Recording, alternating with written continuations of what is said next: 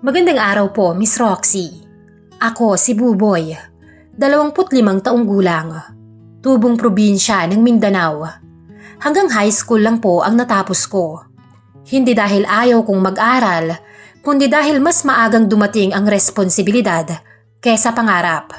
Sa lugar namin, kapag mahirap ka, hindi tanong kung ano ang gusto mo, kundi kung ano ang kaya mong tiisin. Lumaki akong sanay sa hirap. Bata pa lang ako, alam ko na ang pakiramdam ng magtrabaho sa init ng araw kapalit ng kaunting pera. Sabi ng mga kapitbahay may itsura raw ako. Moreno, matangkad, matipuno ang katawan. Pero wala akong pakialam doon. Hindi naman nabibili ng itsura ang bigas. Ang matalik kong kaibigan ay si Rodel. Magkaedad lang kami. Maputi siya sa akin at mas magaling makisama. Kung ako ang tahimik, siya naman ang madaldal. Kung ako ang nag-iisip, siya ang sumusubok. Kaya siguro kami nagkasundo. Matagal na naming pangarap ang Maynila, Miss Roxy. Para sa amin, ang Maynila ay simbolo ng pag-asa. Na balang araw, hindi na namin kailangang magbilang ng barya bago kumain. Isang araw, may dumating na recruiter sa lugar namin. Construction worker daw sa Maynila. May tirahan, may sahod, may kinabukasan. Pare, ito na yun, sabi ni Rodel habang hawak ang papel ng recruiter. Hindi na kami nagdalawang isip pa. Nagpaalam ako sa nanay ko. Hindi siya umiyak, pero ramdam ko ang takot sa boses niya. Mag-iingat ka dun, anak. Sabi niya, huwag kang magpapaloko. Hindi ko alam noon kung gaano kabigat ang babalang yon. Pagdating namin sa Maynila, parang iba ang mundo. Mataas ang mga gusali, mabilis ang mga tao, at walang pakialam ang paligid kung pagod ka o hindi. Sa construction na pinasukan namin, halos durugin ang katawan namin. Buong araw buhat, halo, akyat baba, pero pagdating ng sahod, halos wala nang matira. May kaltas ang recruiter, may kaltas sa kung ano-anong sangay ng gobyerno. Isang gabi, halos hindi na ako makabangon sa banig sa sobrang sakit ng katawan ko. Pare, sabi ko kay Rodel, ganito na lang ba to? Tumahimik siya sandali bago sumagot. Oo nga eh. Kung ganito lang din, mas mabuti pang maghanap tayo ng iba. Wika niya. Kinabukasan, hindi na kami bumalik sa construction. Naglakad kami kung saan-saan. Tinanong ang sarili kung tama ba ang desisyong iniwan namin ang probinsya. Hanggang isang umaga, may nakita kaming papel na nakadikit sa poste. Hiring. Janitor, private hospital. Nagkatinginan kami ni Rodel. Hospital to, pare. Mukhang malinis, sabi niya. Hindi na kami nagpatumpik-tumpik pa. Pumasok kami at na-interview. Tinanggap, walang tanong tungkol sa diploma. Basta marunong magtrabaho. Doon nagsimulang magbago ang takbo ng buhay ko. Sa ospital, iba ang pakiramdam. Tahimik pero mabigat. Parang lahat ng taong dumadaan ay may dalang problema.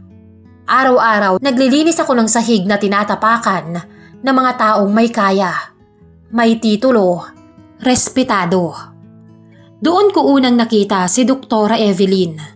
Hindi siya yung tipong mapapansin mo agad dahil sa ganda.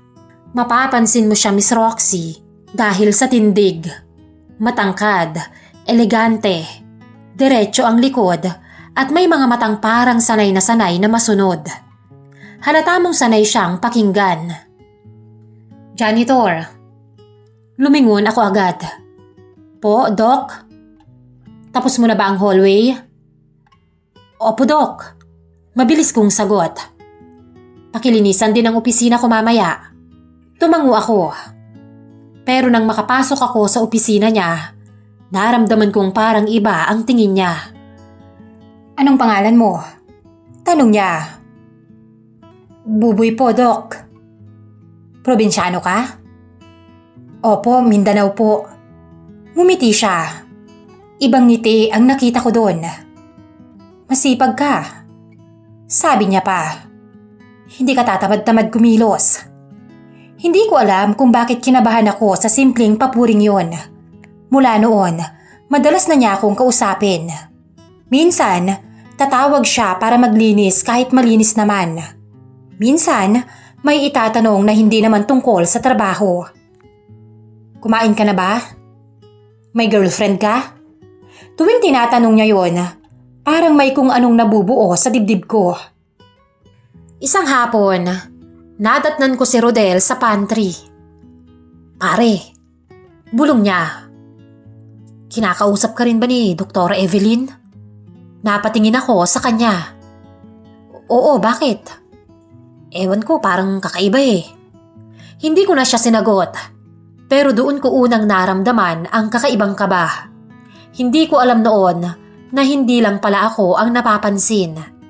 At lalong hindi ko alam na ang simpleng mga tanong ay simula na pala ng isang lihim na ikasisira naming dalawa. Kung alam ko lang sana kung saan hahantong ang mga ngiting yun, sana noon pa lang ay umiwas na ako. Pero paano kayo iwas sa tukso kung yun mismo ang lumalapit sa'yo? Simula nang madalas na akong ipatawag ni Dr. Evelyn sa opisina niya, ramdam kong may pagbabago sa paraan ng pakikitungo niya sa akin. Hindi na lang yun basta utos, may halong lambing at may halong pagsusuri. Para bang sinusukat niya kung hanggang saan ako kayang dalhin. Buboy, tawag niya isang hapon habang naglilinis ako ng mesa niya. Sandali lang.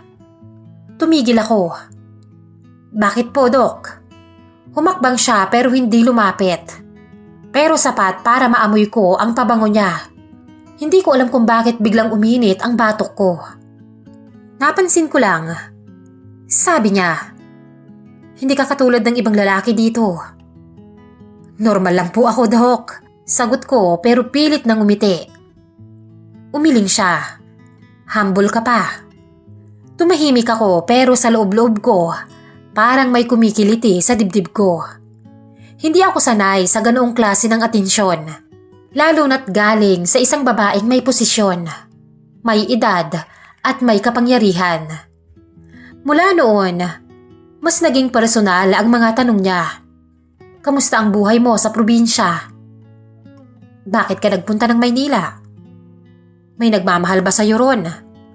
Tuwing tinatanong niya ako ng mga ganon, pakiramdam ko hindi na ako janitor. Tao na ako. May kwento, may halaga. Isang gabi, break time ko noon at nadatnan ko si Rodel sa may likod ng ospital. Nakaupo siya at parang malalim ang iniisip. Pare, kamusta? Sabi ko. Tumingin siya sa akin tapos ngumiti ng pilit. May tatanong sana ako eh. Ano yun? Kung kinausap ka ba ulit ni Dr. Evelyn? Natigilan ako sa tanong niya. Oo, bakit? Huminga siya ng malalim. Ako rin eh. Hindi na kami nagsalita pa, Miss Roxy. Pero sa katahimikang yun, may unti-unting nabubuong kaba. Hindi selos at hindi galit, kundi takot. Takot na pareho pala kaming nilalaro ng iisang sitwasyon. Kinabukasan, pareho kaming ipinatawag sa magkaibang oras. Pagpasok ko sa opisina ni Dr. Evelyn, isinara niya ang pinto. Umupo ka, Buboy. Sabi niya. Naupo ako nang nanginginig ang tuhod. Tinanong ko si Rodel kanina. Bigla niyang sinabi. Napatingin ako sa kanya. Po? Magkaibigan kayo, di ba? Opo, Dok.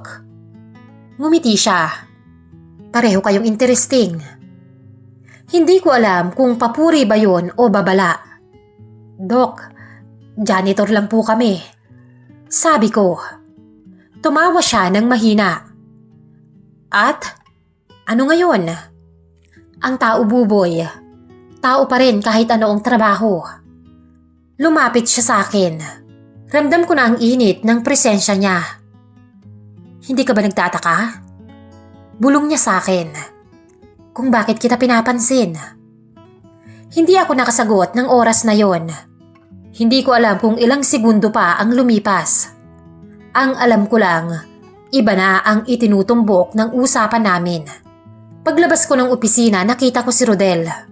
Hindi niya kailangang magsalita. Kita ko sa mga mata niya. Pareho kami ng pinagdaanan. Pare, bulong niya habang naglalakad kami. Iba na to. Tumagulang ako at mula noon, parang naging laro ang lahat, Miss Roxy. May mga ngiting palihim, may mga tawag na biglaan.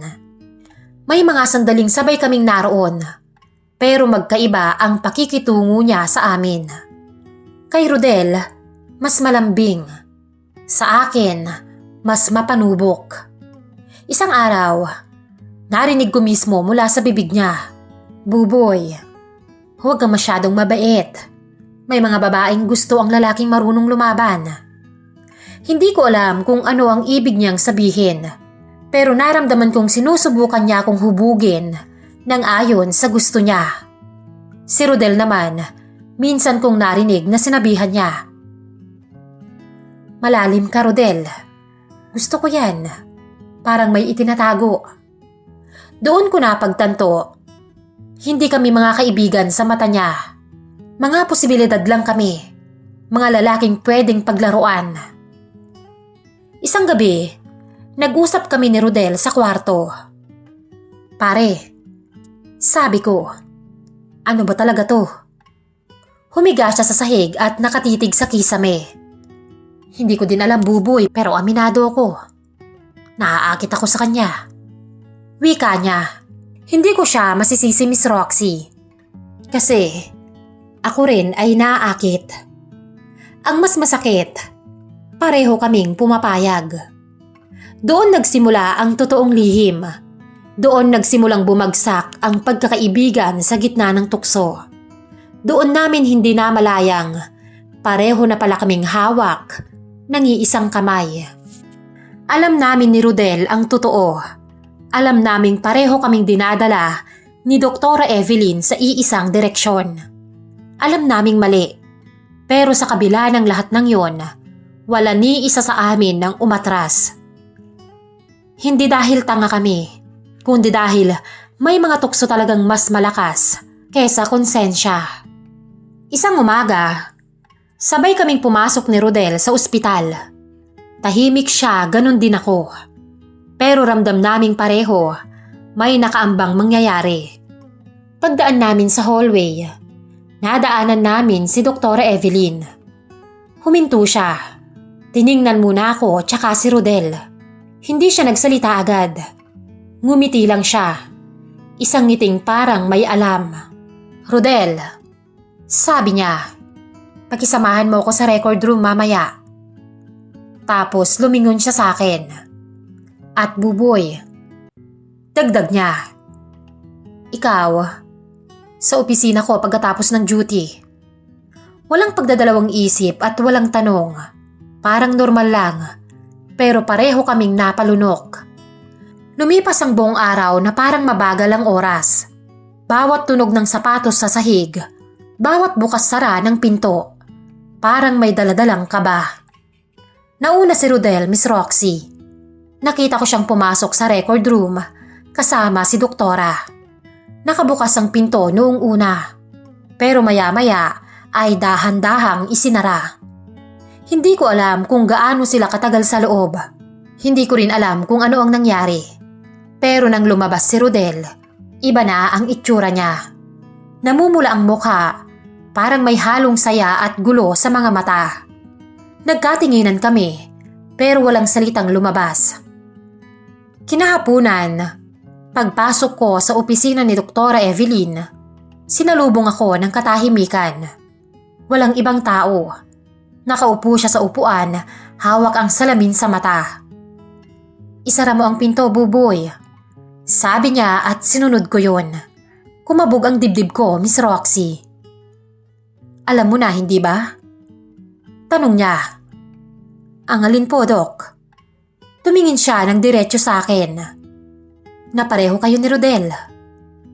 Hindi ko itinanggi, Miss Roxy. Tumahimik ako at napatiimbagang. Akala ko magagalit siya. Akala ko palalabasin niya ako. Pero ngumiti siya. At umalis ka ba? Tanong niya. Umiling ako. Hindi po. Tumayo siya at lumapit. Mabagal at kalmado. Parang sanay na sanay. Bakit hindi ka umalis? Bulong niya. Hindi ko alam ang isasagot. Hindi ko rin po alam. Tumawa siya ng mahina. Alam mo, natatakot ka lang aminin. Lumapit pa siya sa akin. Ramdam ko na ang init ng hininga niya. Hindi niya ako hinawakan. Para bang hinahayaan niya akong magdesisyon. At kung sasabihin kong hindi ka nag-iisa, sabi niya, lalayo ka ba? Hindi ako sumagot, Miss Roxy. Hindi rin ako umatras. Doon ko unang naramdaman ang kamay niya sa braso ko. Malambot ang mga palad niya. Sapat para manghina ang tuhod ko. Napasinghap ako nang maamoy kong muli ang pabango niya. Sinasadya niyang pabagalin ang lahat. Para mas malinaw ang desisyon ko. Hindi kita pinipilit, Buboy. Sabi niya. Pero hindi rin kita pipigilan. Doon ko naintindihan, kahit alam ko ang totoo, kahit alam kong may nauna na, pinili ko pa ring manatili, Miss Roxy. Tumayo ako at humarap sa kanya. Hinawakan niya ang dibdib ko. Nagtagal yun doon, bago humaplos pababa. Hindi na ako nakapagpigil pa. Iyon naman talaga ang gusto niya. Mabilis kong hinawakan ang kamay niya at idiniin yon sa dingding na nasa likuran niya. Naglaban ang mga labi namin. Walang nagpatalo. Hanggang mauwi yon sa kanyang dibdib. Makaraan ng ilang sandali ay inuupo ko siya sa mismong lamesa ng opisina niya. Ipinalasap ko sa kanya ang bagay na kagustuhan niya. Maging ako rin, Miss Roxy. Hindi ko nasasabihin ang detalye ng mga sumunod na sandali. Hindi dahil nahihiya ako, kundi hindi iyon basta pisikal lang. May halo iyong pagkalito, paghanga, at pagkagutom sa atensyon. Paglabas ko ng opisina niya, nakita ko si Rodel sa may hagdan. Nagkatinginan kami. Ginawa din namin. Sabi niya ng halos pabulong. Tumango ako sa kanya. Alam ko. Wala nang tanong kung sino ang una. Wala nang tanong kung sino ang mas mahalaga. Pareho kaming pumasok sa parehong bangin at alam na alam naming walang sasalo. Mula noon, Miss Roxy, naging normal na ang abnormal. May mga araw na ako ang tinatawag. May mga araw na si Rodel. May mga araw na pareho kaming naroon. Pero magkaibang oras, magkaibang ngiti at magkaibang sikreto. Hindi kami nag-away, hindi rin kami nagplano. Parang may tahimik na kasunduan na kahit masakit, kahit alam naming mali, tatanggapin na lang namin. Pero sa bawat titig ni Dr. Evelyn na palaging may kontrol, unti-unti kong naramdaman na hindi ito tungkol sa amin. Hindi ito tungkol sa pagmamahal. Hindi ito tungkol sa pagpili. Isa lang kaming bahagi ng isang laro na matagal na niyang alam laruin. At ang pinakamasakit, kahit ramdam namin yon pareho, hindi pa rin kami tumigil na magkaibigan. Akala ko kahit papaano, may idea na ako sa nangyayari. Pero may mga katotohanan kahit paulit-ulit mong isipin, iba pa rin ang tama kapag narinig mo na mismo. Isang umaga, pumasok ako sa ospital na may kakaibang pakiramdam. Tahimik ang paligid, parang mas mabagal ang kilos ng lahat. Pagdaan ko sa hallway, napansin kong sarado ang opisina ni Dr. Evelyn. Isang bagay na bihirang mangyari sa oras na yon. Hinintay ko, naglinis ako, nagpanggap na normal lang ang lahat. Hanggang sa tinawag ako ng head nurse. Buboy, pakisamahan mo si Dr. Evelyn sa conference room. Kinabahan ako, Miss Roxy. Hindi yun usual. Pagpasok ko sa conference room, nakita ko siya. Nakaupo, seryoso. Nasa mesa ang isang folder. Makapal at parang may bigat. Umupo ka, Buboy. Sabi niya. Hindi ko alam kung bakit biglang nanlamig ang mga palad ko. Naupo ako. Buboy, panimula niya. May desisyon na akong ginawa. Hindi ako nagsalita, Miss Roxy. Natakot akong ibuka ang mga bibig ko. May matatanggap akong bagong consultant. Sabi niya. Mas bata, mas akma. Parang may humigpit sa dibdib ko. At dahil doon, dagdag niya pa. Kailangan ko nang ayusin ang mga bagay. Anong mga bagay po, Dok? Tanong ko kahit alam ko naman na ang sagot. Tumingin siya sa akin, pero hindi na tulad ng dati. Wala na yung lambing sa mga mata. Wala na ang tukso, Miss Roxy. Kayo. Sagot niya. Hindi ikaw, kundi kayo. Doon ko naintindihan ang lahat. Hindi lang pala kaming dalawa ni Rodel. Hindi pala ito ngayon lang. Hindi pa pala kami ang una. Meron pa palang mas nauna pa sa amin. Isa lang pala kami sa mga dumaan, Miss Roxy. Doc, sabi ko at pilit kong ginawang kalmado ang boses. Ano pong ibig sabihin yan? Huminga siya ng malalim. Buboy, huwag mong iisipin na may kulang sa'yo o kay Rodel. Ginusto ko kayo. Sa panahong kailangan ko kayo. Mas masakit pa pala yun kaysa sabihing nagkamali siya, Miss Roxy. Pero tapos na. Dugtong niya. Pagkatapos ng ilang sandaling pagtitig niya sa akin ay tumayo siya. Ibig sabihin, tapos na rin ang usapan. Paglabas ko ng conference room, nakita ko si Rodel sa dulo ng hallway. Parang alam at naramdaman na niya. Lumapit ako sa kaibigan ko. Tapos na, pare. Sabi ko sa kanya. Hindi siya nagsalita at naupo lang sa upuan sa gilid. Pare, mahina niyang sabi. Akala ko, kahit papano. Hindi ko na siya pinatapos. Pareho naming alam na walang kahit papaano sa sitwasyon naming yun. Kinabukasan, nag-file kami ng resignation letter. Walang tanong mula sa management. Parang sanay na rin sila. Sa huling araw namin sa ospital, nadaanan namin si Doktora Evelyn. May kasama siyang lalaki. Maayos manamit, doktor din. Mas bata kaysa sa kanya. Hindi niya kami nilingon. At doon ko tuluyang naintindihan, Miss Roxy. Hindi kami minahal. Hindi kami pinili. Ginamit lang kami sa panahong gusto niyang makaramdam ng kontrol. Paglabas namin ng ospital, huminga ng malalim si Rodel. Pare, sabi niya. Galit ka ba? Napaisip ako sandali. Hindi. Sagot ko naman. Masakit lang. Tumango siya. Pero alam mo, dagdag niya pa. Kung hindi dahil dun, baka hanggang ngayon nasa construction pa rin tayo. Napangiti ako ng mapait. Lumipas ang mga linggo, Miss Roxy. Naghiwalay kami ng landas ni Rodel. Umuwi siya ng probinsya, samantalang ako ay nanatili sa Maynila. Humanap ng bagong trabaho. Minsan napapaisip pa rin ako, hindi kung tama ba ang nangyari, kundi kung bakit kami pumayag.